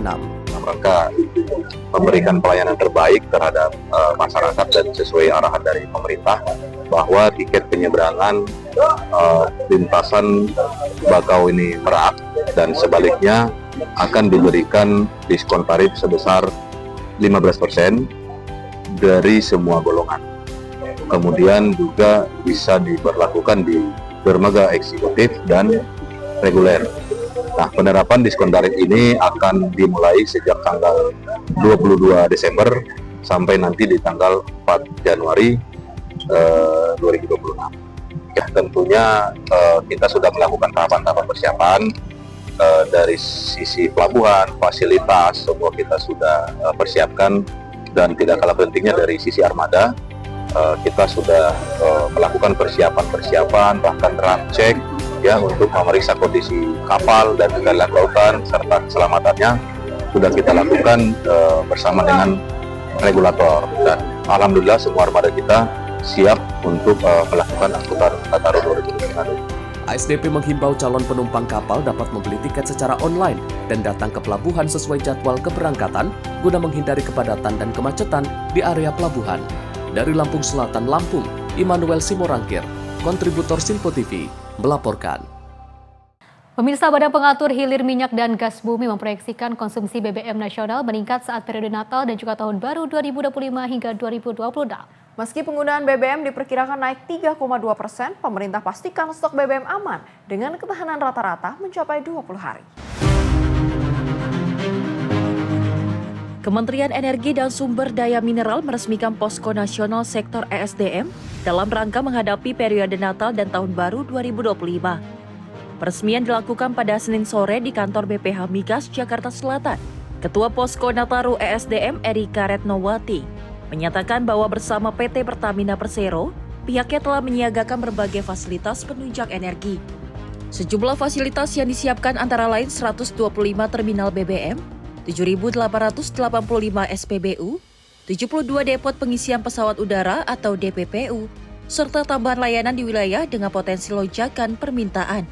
Dengan kesiapan tersebut, Erika memastikan ketahanan stok BBM selama masa libur Natal dan Tahun Baru, rata-rata aman hingga 20 hari. Selama periode posko ini, Pertamina menyiapkan 125 terminal BBM, 7.885 SPBU, dan 72 DPPU, serta menyiagakan fasilitas tambahan di wilayah-wilayah dengan demand tinggi. Dan secara umum kondisi ketahanan stok BBM aman, dengan ketahanan stok dijaga pada kisaran 17 sampai 23 hari atau rata-rata sekitar 20 hari. Proyeksi kenaikan demand gasoline selama periode posko meningkat sekitar 3,2% dibandingkan realisasi normal. Kemudian proyeksi penurunan demand pada gasoil sebesar 7,6% dibandingkan dengan realisasi normal. Proyeksi penyaluran LPG selama periode posko Natal dan Tahun Baru diprediksi mengalami kenaikan sekitar 7,2% jika dibandingkan dengan rata penyaluran normal. Kemudian demand untuk aftur naik sebesar 5,2% dan kerosin naik 4,3% dibandingkan dengan realisasi normal. Kementerian SDM, CQ, Dirjen Migas dan Pertamina menyiagakan 40 terminal LPG, 736 SPPBE, dan 6.634 agen LPG. Prognosa ketahanan stok LPG nasional dalam kondisi aman dengan coverage di LPG pada kisaran 12 hari. Kondisi stok LPG dipertahankan tetap stabil dan disiapkan agen dan pangkalan LPG siaga 24 jam. Konsumsi BBM jenis bensin selama periode Nataru 2025-2026 diperkirakan meningkat sebesar 3,2% dibandingkan rata-rata normal harian. Sementara BBM jenis solar diprediksi mengalami penurunan sebesar 7,6%. Adapun penyaluran LPG diproyeksikan meningkat sekitar 7,2%. Sedangkan permintaan aftur diperkirakan naik 5,2% dan kerosin meningkat 4,3% dibandingkan realisasi normal. Pihaknya juga menyiagakan tim tanggap darurat bencana geologi. Tim ini akan merespons secara cepat setiap kejadian bencana dan siaga selama 24 jam. Dari Jakarta, Tim Liputan Simpo TV melaporkan. Hal tersebut juga didukung oleh Menteri SDM Bahlil Lahadalia yang memastikan persediaan BBM dan LPG aman selama libur Natal dan Tahun Baru. Tentunya dalam hal ini Pertamina menyiagakan SPBU terminal dan juga fasilitas tambahan untuk antisipasi lonjakan permintaan. Menteri Energi dan Sumber Daya Mineral Bahlil Lahadalia memastikan persediaan BBM dan LPG tetap mencukupi selama libur Natal dan Tahun Baru, meski Indonesia masih dalam masa pemulihan pasca bencana. Pernyataan ini disampaikan Bahlil dalam sidang Kabinet Paripurna di Istana Negara Jakarta pada Senin 15 Desember 2025 setelah mengecek langsung data ketersediaan energi. Bahlil juga merinci ketahanan stok BBM bersubsidi, RON 90 mencapai 18 hari, RON 92 dan RON 95 masing-masing 22 dan 28 hari, sedangkan stok solar nasional berada di kisaran 15 hingga 17 hari. Pasokan LPG diperkirakan cukup untuk 14 hari. Kementerian SDM memproyeksikan konsumen bensin meningkat 7,2% dan LPG naik 5,2% selama periode 15 Desember 2025 hingga 5 Januari 2026. Untuk Nataru, insya Allah aman Bapak, sekalipun kita kena di persoalan di bencana. Jadi ini semua masih dalam koridor stok standar minimum nasional. Sebagai langkah antisipasi, PT Pertamina menyiagakan 125 terminal BBM, 7.885 SPBU dan juga 27 depot pengisian pesawat. Pertamina juga menyiapkan fasilitas tambahan di titik-titik yang berpotensi mengalami lonjakan permintaan, memastikan ketersediaan energi tetap aman selama Nataru. Tim redaksi Simpo TV melaporkan. Pemirsa, tim SAR temukan 1 korban longsor Tapteng. Informasinya usai jeda berikut ini.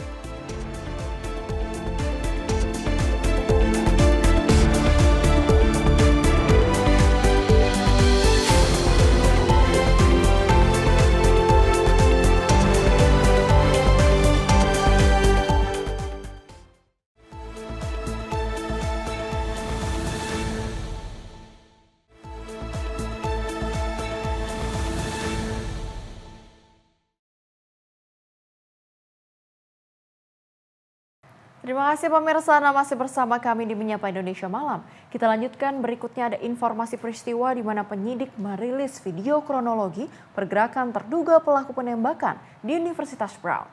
Namun otoritas menyatakan belum ada kemajuan signifikan dalam mengungkap identitas pelaku.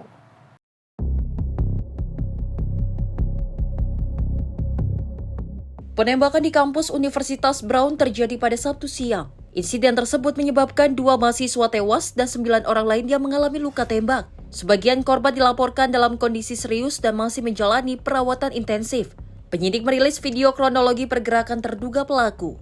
Video ini disusun dari berbagai rekaman kamera pengawas di sekitar kampus dan lingkungan sekitarnya. Dalam seluruh rekaman yang dirilis, wajah terduga pelaku tidak terlihat jelas. Wajahnya tertutup masker atau memalingkan arah dari kamera. Hal ini membuat polisi kesulitan mengidentifikasi sosok tersebut. Otoritas hingga kini hanya mampu memberikan deskripsi umum. Terduga pelaku disebut bertubuh kekar dan memiliki tinggi sekitar 173 cm. Rekaman yang sempat diunggah FBI menunjukkan sosok berpakaian gelap berjalan menyusuri sejumlah trotoar. Pergerakan tersebut terjadi selama hampir 1 jam setelah pukul 2 siang. Seluruh lokasi dalam video berada dalam jarak beberapa blok dari gedung teknik Universitas Brown. Gedung inilah yang menjadi lokasi utama terjadinya penembakan mematikan tersebut. Beberapa klip menunjukkan sosok itu melintasi lokasi yang sama berkali-kali. Hal ini memunculkan dugaan bahwa pelaku sengaja berputar-putar di area kampus. Dalam salah satu rekaman, sosok tersebut tiba-tiba berbalik arah dan berlari. Peristiwa ini terjadi saat ada seseorang lain mendekat ke arahnya. 2 video lain yang direkam beberapa menit setelah penembakan menunjukkan sosok yang sama. Ia terlihat menjauh dari area parkir dan kemudian berjalan menyusuri jalanan di sekitar. Hingga saat ini polisi mengaku belum mendapatkan petunjuk kuat untuk menentukan identitas pelaku. Sekitar 200 laporan atau tips telah diterima dari masyarakat. Kepala Polisi Providence Oscar Perez meminta warga yang tinggal di sekitar kampus untuk aktif memeriksa kamera pengawas pribadi, baik kamera rumah, toko, maupun kendaraan. Perez menyatakan petunjuk sekecil apapun dapat menjadi kunci.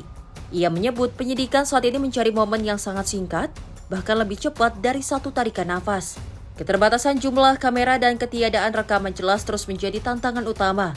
Meski pihak Universitas Brown menyatakan memiliki sekitar 1.200 kamera di area kampus.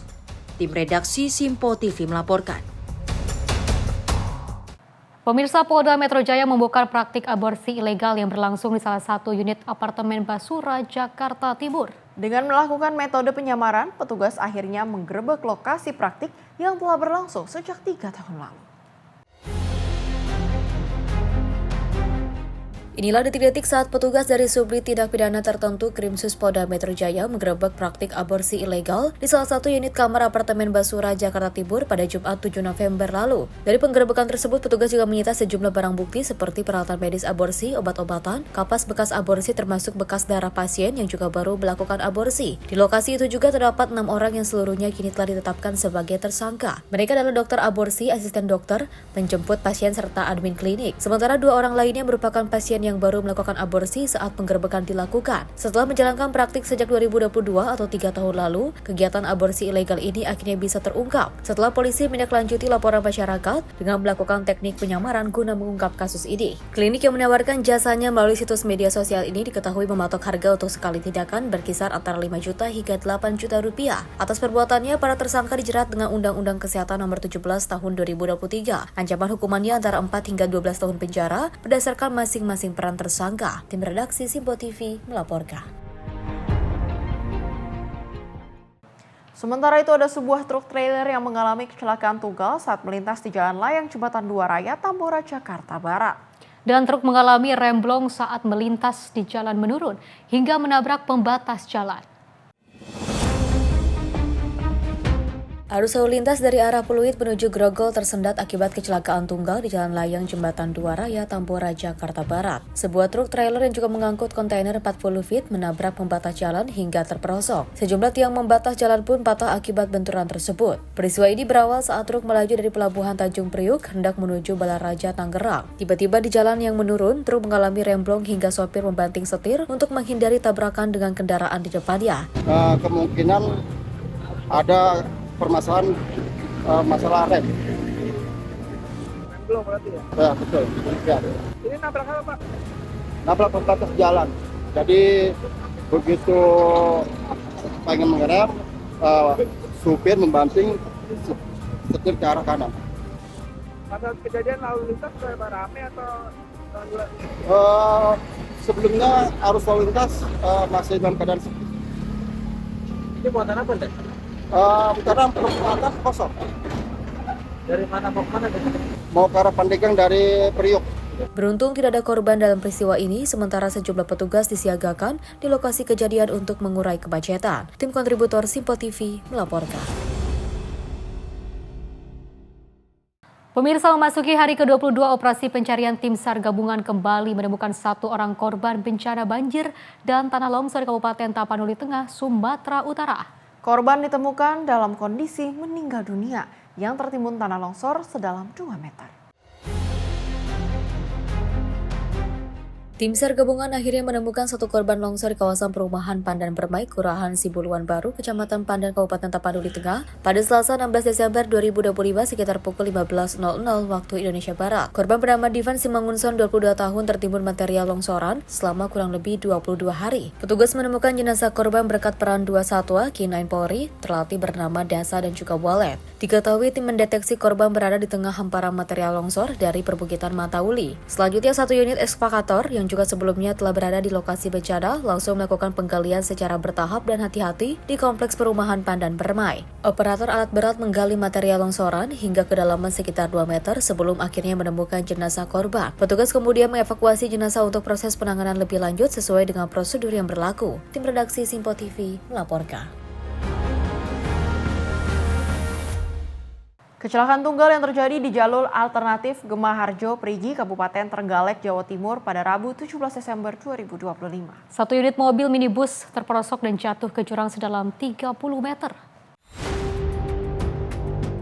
Kecelakaan melibatkan 1 unit mobil minibus jenis Toyota Avanza Veloz terjadi di jalur alternatif Gemaharjo, Prigi, Kabupaten Trenggalek pada Rabu 17 Desember 2025.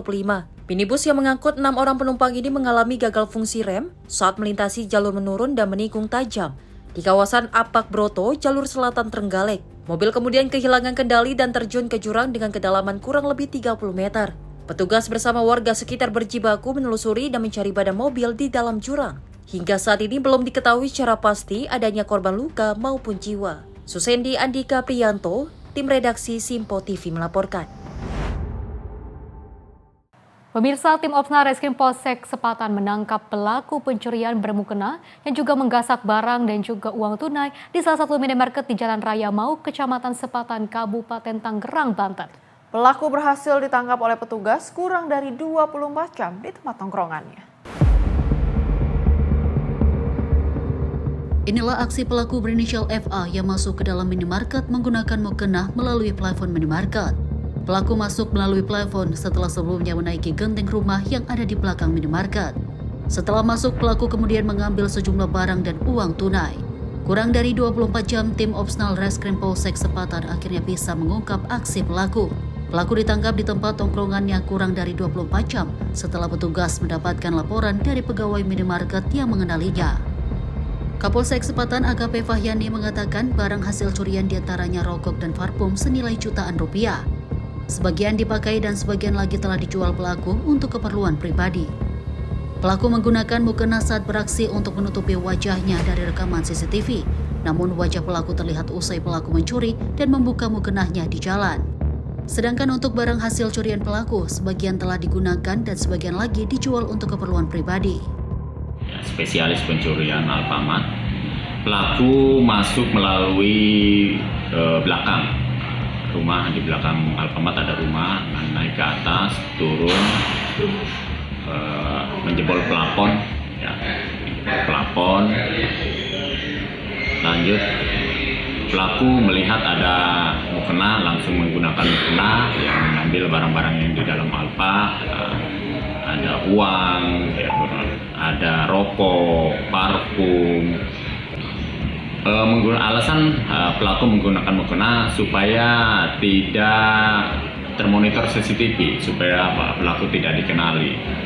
Tapi pelaku pada saat mau naik, mau selesai melaksanakan AC-nya, mukena dilepaskan kembali. Nah, disitulah terlihat terkena soal CCTV.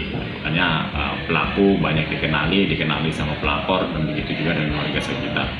Langsung pagi itu juga tim Opsnal, tim Reskrim Polsek Sepatan melakukan ada informasi, ada laporan penangkapan di base camp-nya. Untuk dugaan sementara Pak, itu digunakan untuk apa Pak, untuk hasil curiannya? Ya, untuk sementara digunakan ya untuk sendiri, dan juga ada yang dijual, tapi alasan dari pelaku ya untuk dipakai sendiri. Pelaku kami jerat pasal 363 KUHP dengan ancaman maksimal 7 tahun. Saat ini pelaku yang merupakan spesialis pencuri minimarket masih dalam pemeriksaan intensif tim penyidik Polsek Sepatan untuk mempertanggungjawabkan perbuatannya.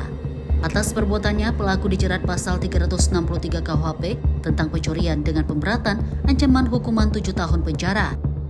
Dari Tangerang, Banten, jurnalis Simpo TV melaporkan.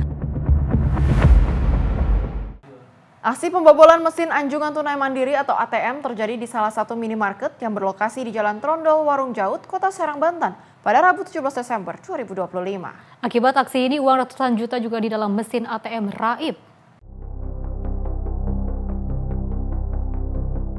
Inilah kondisi mesin anjungan tunai mandiri atau ATM salah satu bank daerah di Banten yang menjadi sasaran pembobolan kawanan perampok. Bagian mesin tampak rusak setelah dibobol menggunakan alat las. Salah seorang penjaga minimarket mengungkapkan peristiwa itu terjadi sekitar pukul 3:30 dini hari pada Rabu 17 Desember.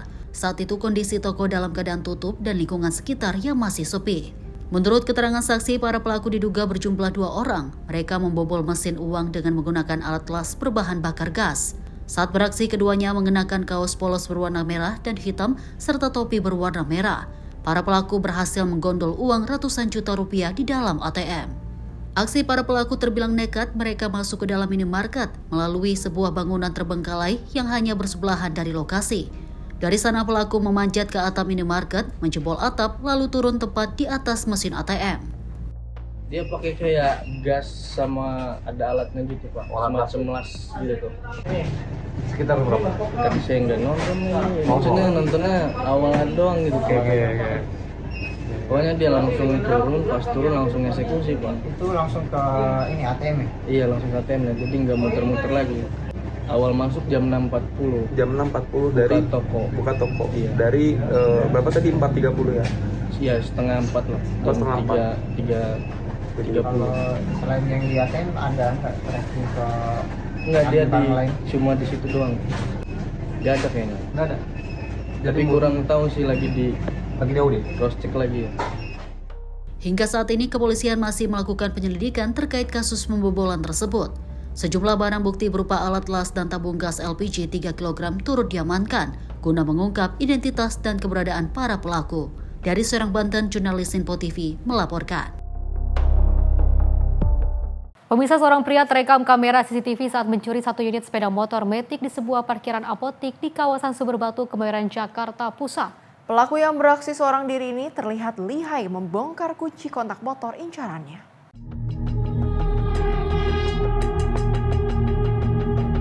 Rekaman kamera pengawas CCTV memperlihatkan aksi pencurian 1 unit sepeda motor Matic yang terparkir di depan Seapotek, Jalan Sumberbatu, Kemayoran, Jakarta Pusat. Memanfaatkan kondisi gerbang yang dalam keadaan tak terkunci, pelaku dengan santai berupaya membobol kunci kontak sepeda motor korban. Aksi pelaku ini diketahui terjadi jelang pagi hari, waktu di tengah banyaknya warga yang baru memulai aktivitas. Pemilik apotik Bambang mengatakan aksi pencurian terjadi pada Rabu 17 Desember 2025 saat korban yang merupakan penghuni kos baru saja bangun dari tidur. Pelakunya cuma satu, itu kan kira-kira jam 5.10 ya, karena itu bangun ke rantai, jadi orang cepat masuk. Samping itu motor nggak diganda juga, tapi yang sebelahnya yang motor diganda aman.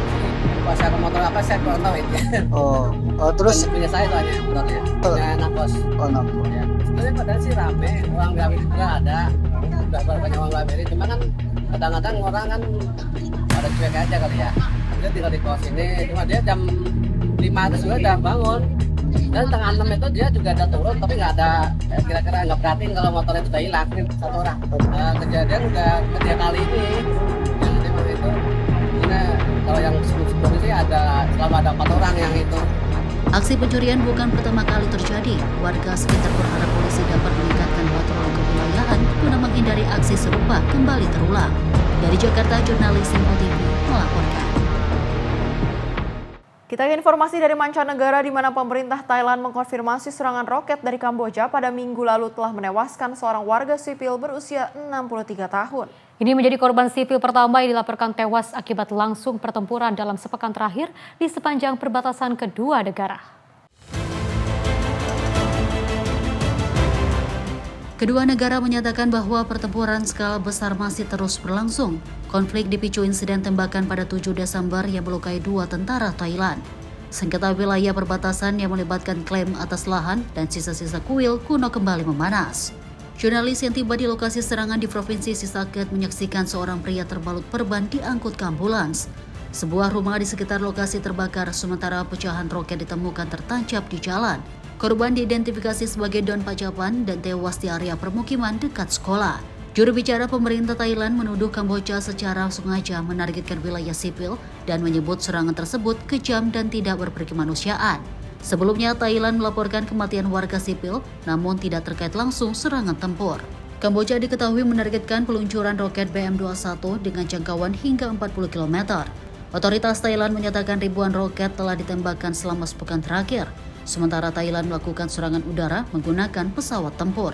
Kedua pihak juga menggunakan drone untuk pengintaian dan serangan. Hingga saat ini lebih dari 20 orang dilaporkan tewas di kedua sisi. Lebih dari 500.000 warga telah mengungsi akibat konflik. Militer Thailand mengakui kehilangan 16 prajurit, sementara Kamboja menyebut setidaknya 11 warga sipil mereka tewas. Pertempuran terbaru ini juga menggagalkan upaya gencatan senjata yang difasilitasi Presiden Amerika Serikat Donald Trump. Meski Trump mengklaim kedua pihak telah sepakat menghentikan pertempuran, Thailand dan Kamboja saling menyangkal komitmen tersebut. Tim redaksi Info TV melaporkan. Selain itu, pemirsa, Badan Narkotika Nasional Provinsi Sumatera Selatan memusnahkan sabu dan juga ribuan pil ekstasi. Barang bukti ini merupakan hasil pengungkapan pemberantasan peredaran di kampung narkoba di wilayah Kenten Laut, Kabupaten Banyuasin. Badan Narkotika Nasional Provinsi Sumatera Selatan memusnahkan sabu seberat 574,6 gram dan 5.493 butir pil ekstasi. Narkoba, sabu, dan pil setan ini dihancurkan dengan cara diblender dan dilarutkan dengan cairan pembersih lantai.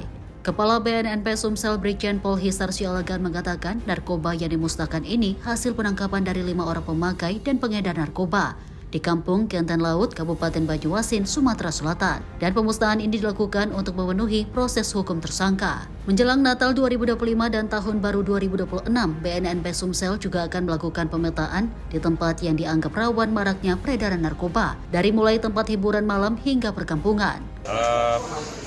Pemetaan tetap kita lakukan dan bisa mungkin dilihat sendiri bagaimana semua instansi baik dari Polda, Polres, Direktorat Narkoba, Bea Cukai hadir di sini menunjukkan keterpaduan kita, kerjasama yang sinergis dengan semua APH dan semua stakeholder yang ada. Kita saling tukar-menukar informasi karena untuk diketahui bahwa musuh kita itu terlalu besar untuk kita hadapi sendiri. Semakin kita bisa bersinergi dan berkolaborasi, semakin kita punya daya lawan untuk pengungkapan sindikat narkoba. Untuk daerah-daerah mungkin ada, tapi tidak saya sampaikan di sini. Semua punya potensi untuk jadi lokasi atau baik itu sebagai tujuan ataupun jalur transit lewat. Dari data survei BNN 5 tahun terakhir yang belum terbarukan, Sumatera Selatan menempati peringkat kedua secara nasional sebagai provinsi tingkat prevalensi tertinggi pengguna narkoba di Indonesia, yaitu mencapai 5% atau hampir 2 kali lipat dari angka prevalensi nasional sekitar 2,4% pada periode survei yang sama. Dari Palembang, Sumatera Selatan, jurnalis Simpo TV melaporkan. Pemirsa, informasi tadi menutup perjumpaan kita hari ini. Saya Azhar, mewakili kru yang bertugas mengucapkan terima kasih. Selamat malam dan sampai jumpa.